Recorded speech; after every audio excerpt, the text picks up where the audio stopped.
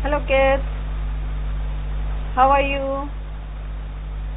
Okay, so I'm Rashmi, the coding teacher from the Coding Tribe, a platform which increases the child's knowledge and awareness of information and technology.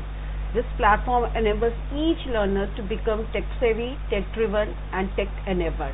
It not only prepares the next generations of achievers by enabling them to be futuristic and aspirational, it also creates a sense of fulfillment, ownership and self-confidence in creating programs and apps. Okay, so as I told you, I will be teaching you coding today. So it's very necessary to know what is coding. I'm pretty sure some of must be knowing, but I would like to introduce this from very beginning. So what is coding? Coding is a computer programming language that helps us to communicate with a computer. You see, as a human, we also have our languages to communicate with each other, right? We speak in so many different languages. We speak English, we speak Hindi, Gujarati, Marathi, Spanish, Russian, and I don't know, so many more languages, right?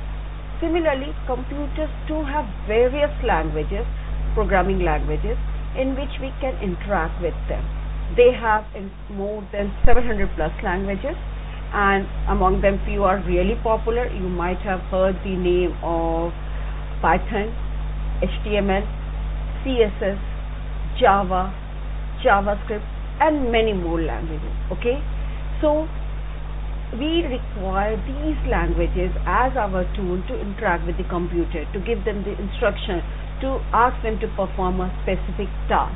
So once again I will say, coding is a computer programming language that helps us to communicate with a computer. Okay, and the language which I will be helping you to guide today is known as JavaScript.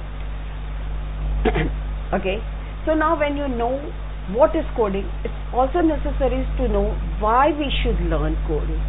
You see, coding enhances your skill set.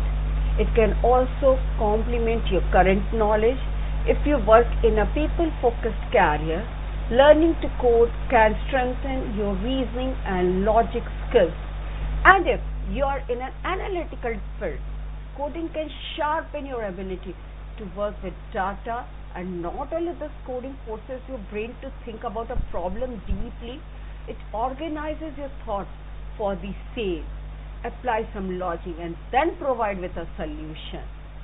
I hope now you have understood why we should learn coding, because in today's generation where we are surrounded with so many problems, we need to find a solution of it, and coding is one of the way to reach to the solution. Okay, so once again I will come back to the language which I am going to introduce today. Do you remember just now I said which language is that? JavaScript. Okay, just keep in your head, the language which you are going to learn today with me is JavaScript.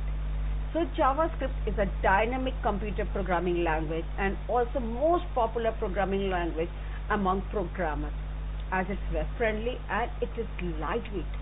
And many big applications like Amazon, Facebook, which has been created by the use of JavaScript language, 100% of JavaScript language. I'm pretty sure by now you must be excited to know more about JavaScript, especially how to write programs in JavaScript. So very soon I will be reaching over there. But let me give you a few more hints about JavaScript. So it is also known as object-oriented programming language. JavaScript is known as object-oriented programming language. Okay, so when we are speaking about JavaScript, it's very necessary that we should know a little bit about its history also.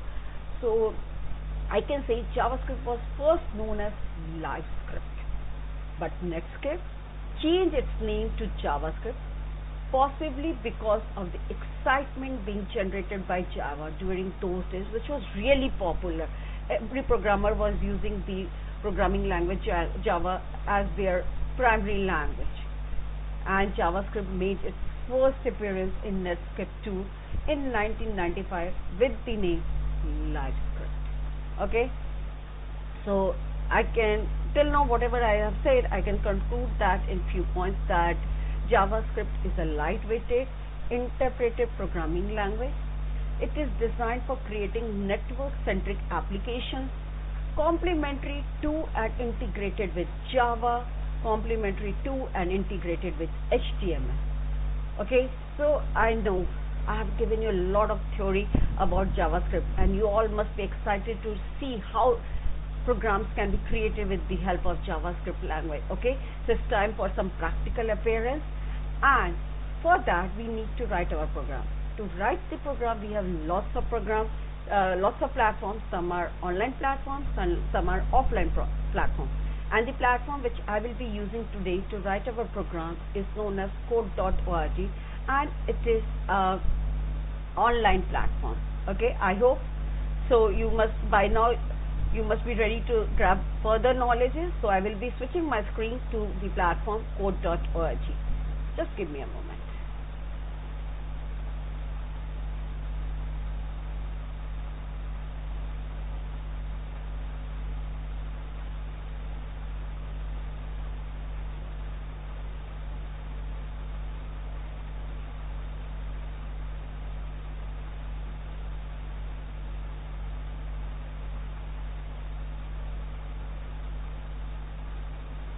So I hope the platform code.org is visible to you all. Okay, so this platform which you can see on the screen is known as code.org, and it's an online platform to create a program, to write a program. Okay, and here, as you can see, this platform here is my name written here because I've created my account here. Okay, if I log out, it's you see, it's very simple. Nowadays it's a very common factor. If we want to log in into some platform, we have to create our account, and for that we have our email ID, we have to generate a password, and with the help of that we can quickly log in into any platform. So let's quickly sign in here. So I'm signing in over here.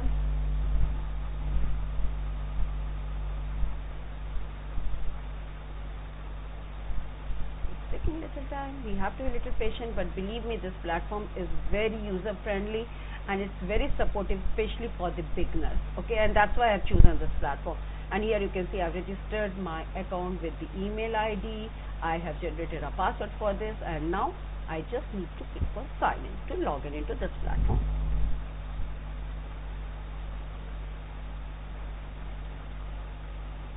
So we are into the platform. Okay, so this is the platform which you really viewed it little ahead. So here is my account, and here is the option to create our program. So when I will click on this create button, it will give me lots of options. I can work with any of these options depending upon what kind of program I want to build. So today I will be focusing on this game lab. So I will click on game lab.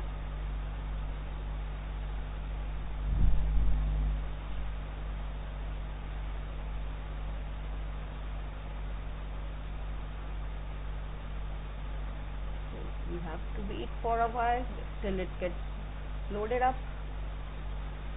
It's loading. Okay, yeah.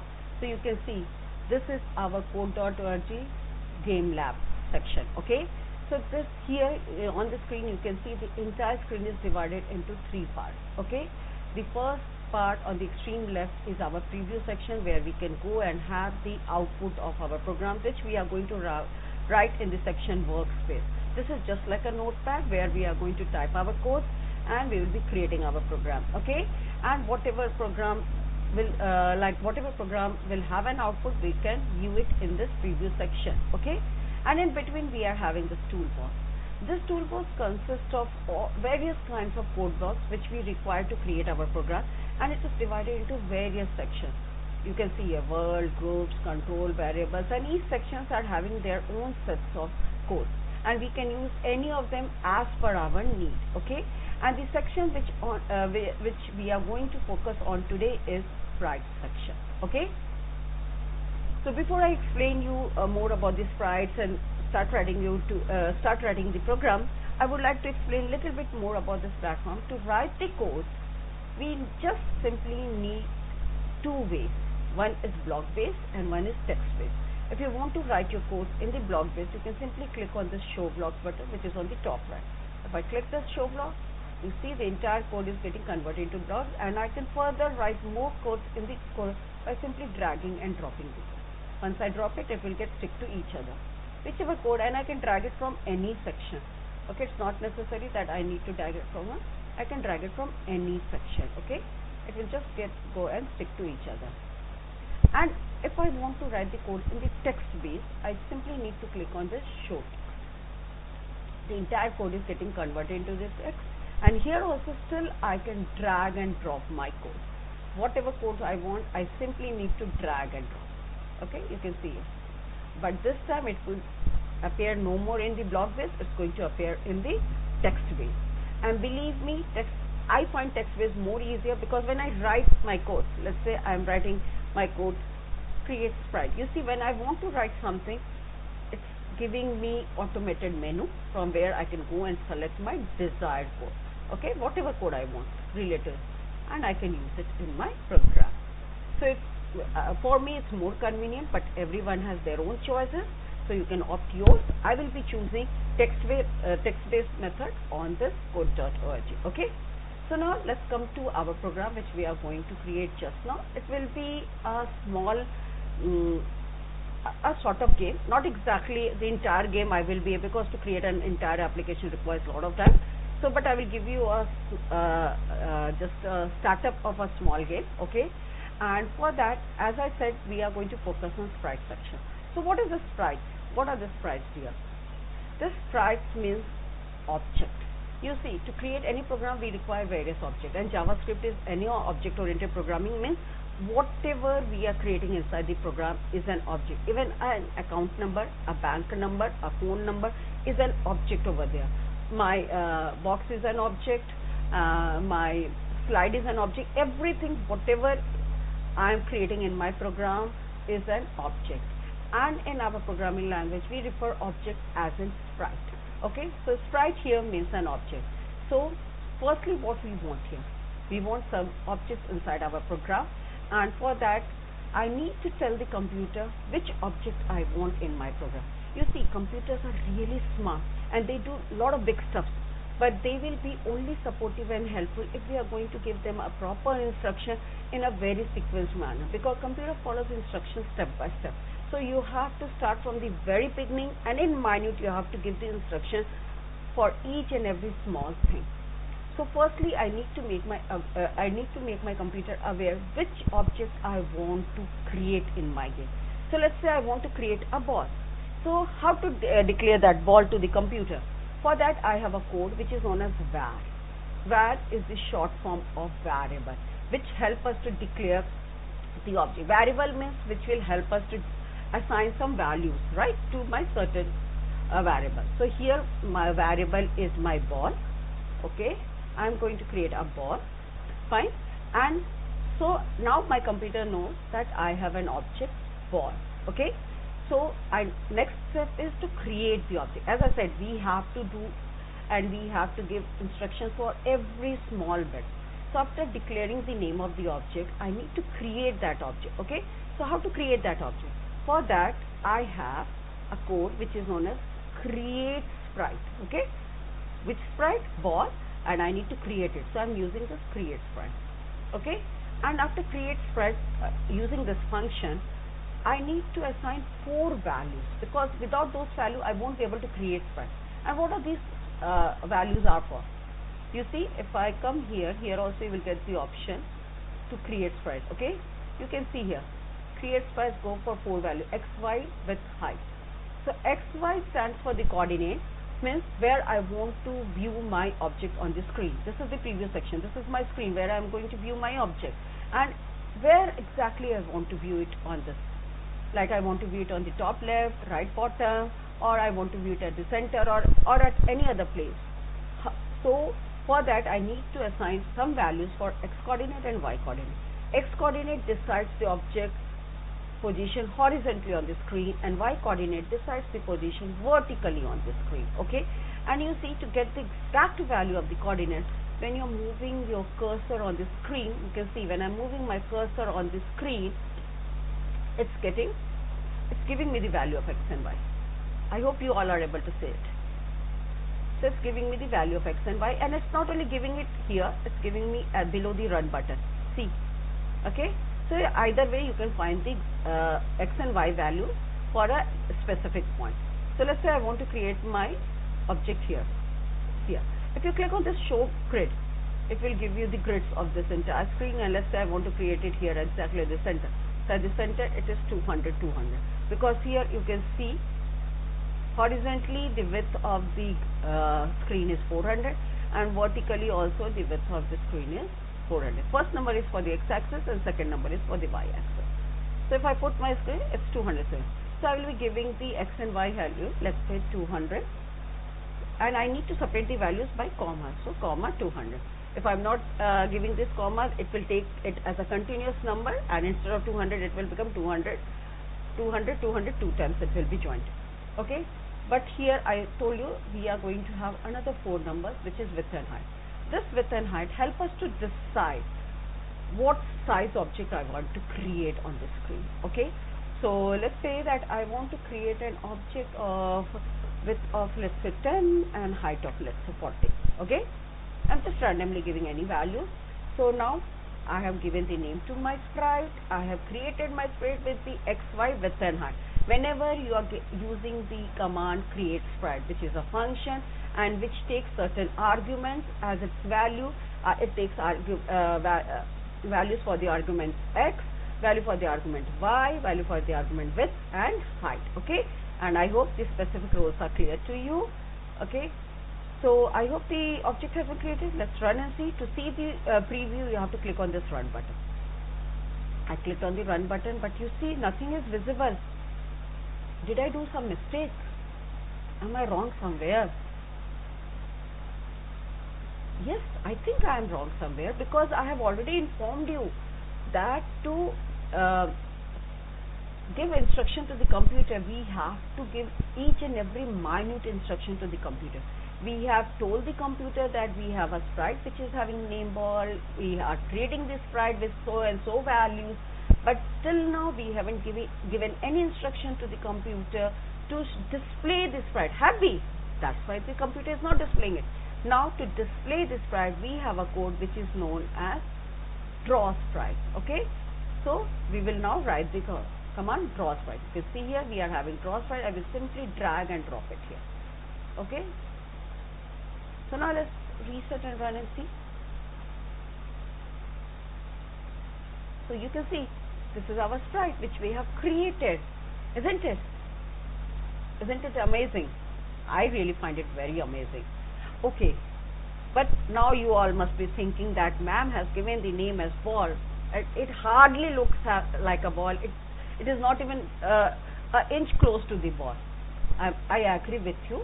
So we can also create a circular object over here, or we can also add an image of ball over here.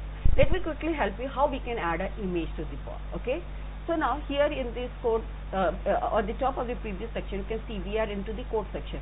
If I click on this animation, it will take us to the animation section, and if I click on this plus button, it will take me to the animation library, which is having lots of inbuilt animations, okay, which I can use directly in my program.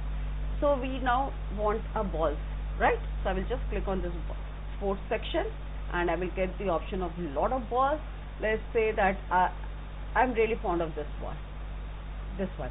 Okay, So I will select this ball and I will click on that, and you can see my ball has been added here, and this ball is having a label of saucer underscore yellow one. And I can, in this way I can add multiple images, whichever images I want to use in my program. Let's say I want to add one more ball, so I click on this plus sign and I will select one more ball, and this time let me see what ball I am going to select.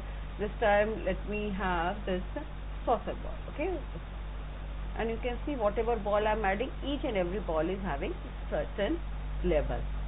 So you have to keep this label or name in your mind, because while selecting the animation, you should be familiar with the name of your image. Okay, so once we have organized our images in the animation section, we can come back to the code once again. And now we are back into the code section, and now we want to add animation to this particular sprite, right? For that we have a code which is known as set animation. Okay, sprite.set animation. Now I will be using this. Okay, and here we are going to replace the word sprite with the name of our sprite, which we are given here as ball. So ball.set animation, and here inside the round bracket we are going to provide the name of the animation of our image. So you can see we had two balls in our animation section. Let's select one. I will select this one. Okay, so now we have, let's see whether the image has been added to the ball or not. So reset, click on run. Wow, a beautiful ball image is seen on our preview section. Isn't it beautiful? It's so pretty, but it has occupied our entire space. Now there is no I don't think any space is left for any more objects. So what we can do here, we can resize this image. For that we have a code which is known as scale, sprite.scale. So again I will drag it from here and I am going to put it here. And you know what we have to do. We have to first replace this sprite with the name of our sprite which we have assigned in our program, which is ball.scale. Okay, and now it will take some value. So what value I need to give? Like do we want to make before resizing, let me tell you, the default value here currently is 1. If I want to further increase the size of the ball, I have to give a value greater than 1, and if I have to decrease the size, I have to write a value less than 1. Let's say I want to write a size half of this, so I will write it here 0.5. Okay, and let's reset and run. So you see our ball size had been reduced, right? But I think we should reduce it further, so let me make it further half. Let it be 2.25. So let's reset, let's run. It's okay, but I want to make it further little small. Let it be 1.5. Let's see.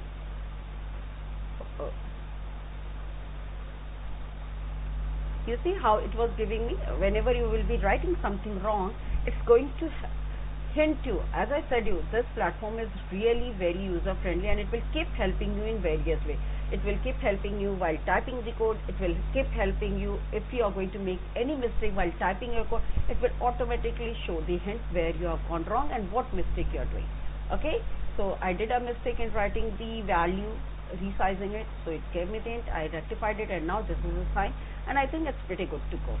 I hope you all agree with me. Okay, so we have resized the ball, but I said I will be making a sort of game, so there is no purpose without making the ball move, right? So let's try to move the ball. So how can we make the ball move?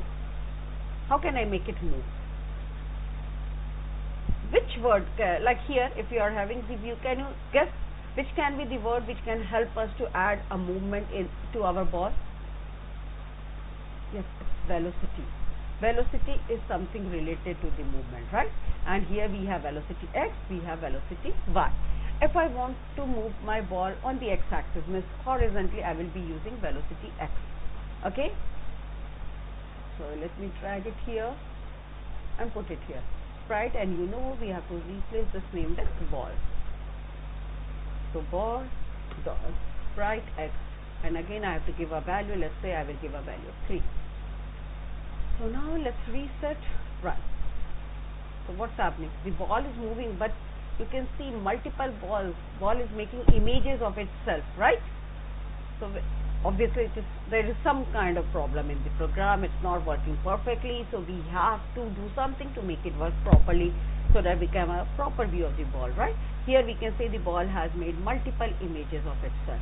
And why it's happening so? It's happening so because now when ball is changing its place from one place to another, what is happening? We are able to see the ball at the previous place also and at the current position also, right?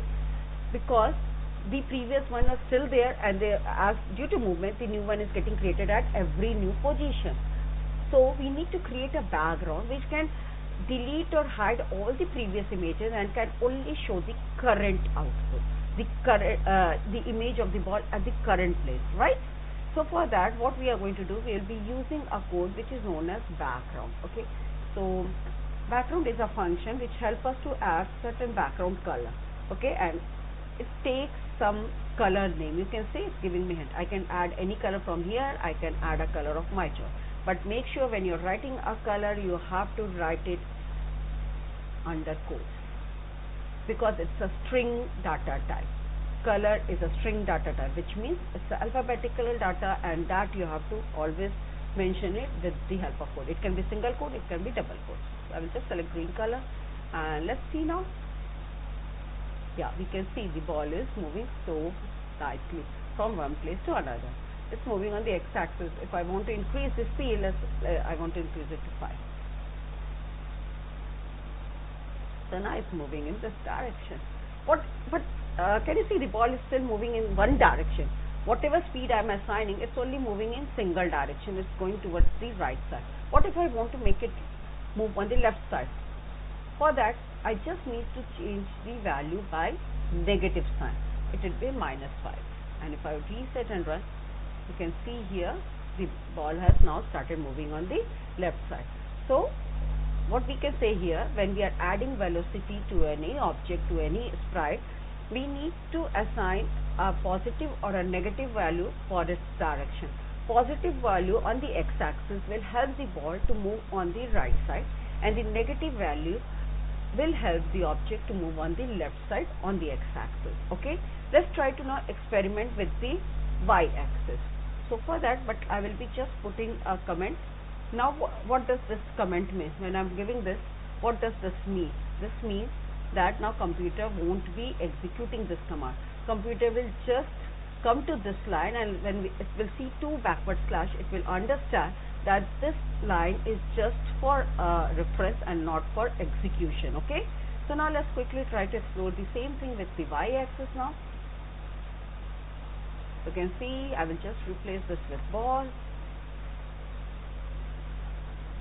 dot velocity y, and let me once again give it the value of 3. And if I run, what do you think in which direction it's going to go? It's on the y-axis, means it will be moving vertically. So positive value, will it take it in upper direction or in the lower direction?